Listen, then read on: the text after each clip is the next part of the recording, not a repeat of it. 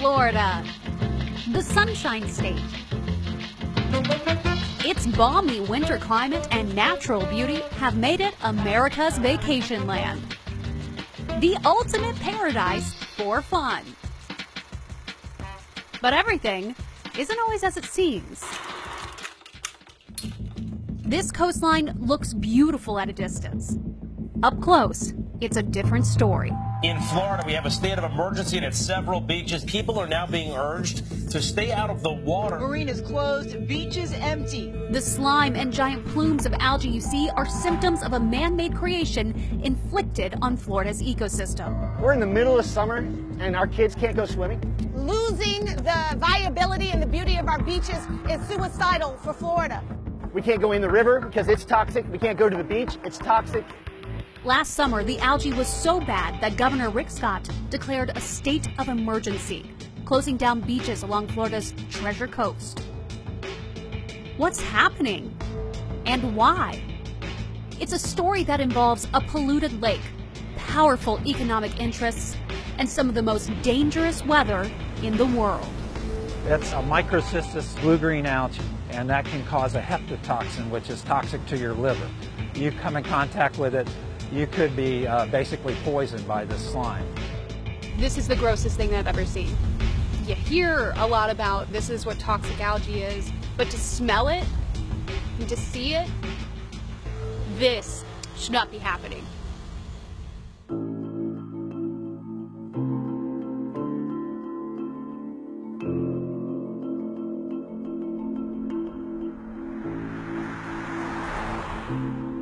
To understand what is happening, I've come to the source of the slime, Lake Okeechobee. It's so big, it looks like an ocean. For 6,000 years, Okeechobee drained south into the Everglades, giving life to one of the most biologically diverse regions on Earth. That changed when people arrived, turning swampland into farmland. Then, a century ago, a massive hurricane struck. Most folks don't realize that the 1928 Okeechobee hurricane was the second deadliest natural disaster in U.S. history. At least 2,500 people died. Water flooded hundreds of miles of land. To prevent another deadly storm surge, the giant Herbert Hoover Dike was built to keep the lake in. Canals drain excess water to both coasts if levels become dangerous. But that choked off water to the Everglades, drying up more swamp. To the left of me, I have just miles upon miles, acres upon acres of sugarcane. And on the right, I have the Herbert Hoover Dike, and that holds back all of the water from Lake Okeechobee. So what's causing the algae problem? In a word, phosphorus, a key ingredient in fertilizer. From the north, the phosphorus in manure from commercial cattle ranches and dairy farms flows into the lake. From the south, excess water from fertilized sugarcane fields gets pumped into the lake.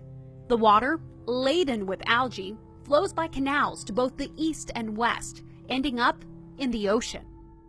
Billions of gallons of foul water destroys oyster beds.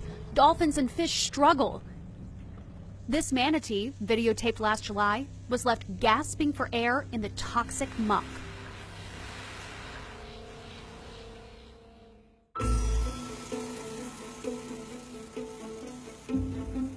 Jackie Thurlow-Lipich and her pilot husband Ed showed us the problem from the air.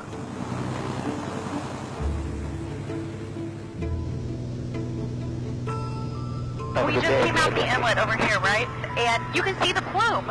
You can see the plume. I'm in shock. It's right there. You can see a stark difference between the dark and the light, clear, beautiful water that the coast of Florida is known for. Absolutely. And that is Lake Okeechobee water. With Ed at the controls, Jackie took photos, posting what they saw on Facebook. The water looks like coffee. Disgusting. So this is the St. Lucie River right here. Yes. That area over there with all of the discoloration is the Sailfish Flats, the most biodiverse area in North America, or was. It has been completely drowned out by these releases. You can see from the air that the damage extends far beyond the lake. It's criminal. I think it's criminal.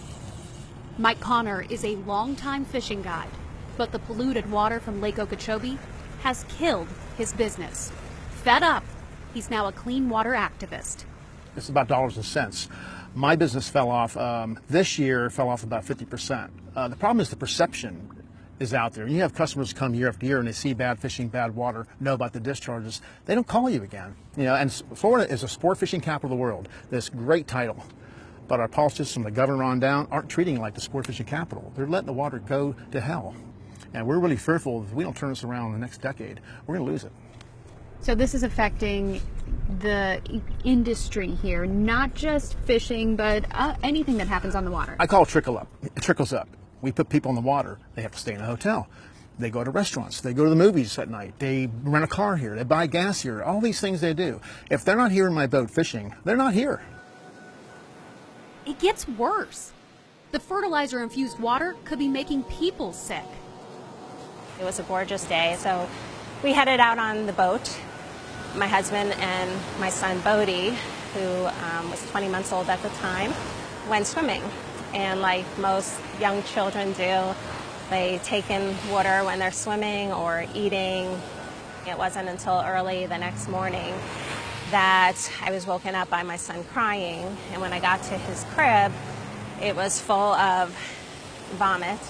He threw up everywhere. How did his illness progress from there? Bodie took a very long time to recover 100%. The pediatrician said to me that it's great to live here. You have a beautiful view, but you don't want to necessarily go swimming in the water because you would take your own health at risk when you do. Whatever caused Bodie's illness, altering the natural flow of Florida's water has become an environmental crisis. So this entire mess, it kind of all goes back to sugar. Pre-1900, when they first started draining all this land, all this swampland, to be used for sugarcane fields, and they've had complete success growing here. The problem is that it's still a system that's in place today to keep the sugarcane fields dry. They get perfect crop conditions and perfect irrigation, perfect drainage for their crop, and record crops every year. But the complex system of waterways and pumping stations have been disastrous to the environment. The drained land has also grown cities and sprawling suburbs.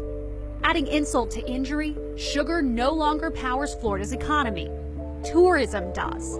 When the dike was built around the lake and stopped that river of grass flow to the south, to the Everglades from Lake Okeechobee, they had this entitlement of saying, we're going to make this agricultural land. They want to keep the status quo. But Mark, you're ticked about this. Why?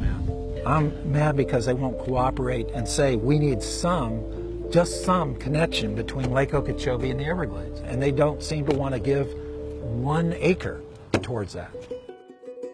In 2008, U.S. Sugar, the largest sugar company in the country, did agree to sell their land.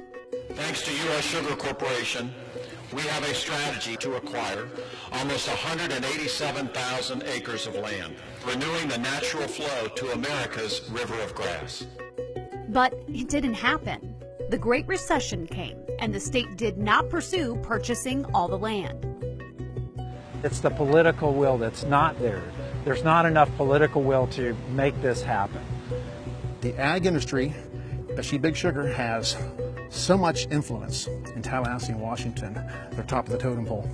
We're way down here. We belong up here. U.S. Sugar declined our request for an interview.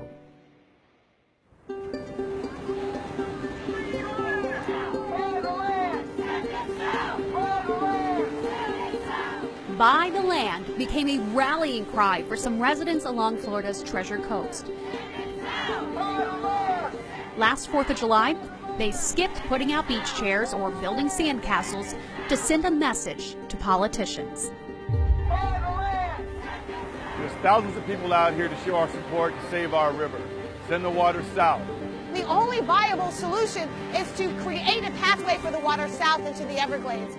Our legislature has to buy the land and get a flowway built so we have no more discharges to the coast. But buying the land and engineering costs would cost Florida taxpayers billions of dollars.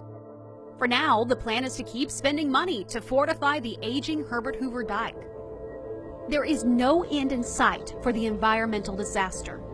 The lake's water will still be pushed to the coast, fouling beaches and potentially destroying people's health. The final blow comes when you factor in Mother Nature. A large hurricane over Lake Okeechobee could cause the dike to fail, once again flooding the land and the people that so much has been sacrificed to save.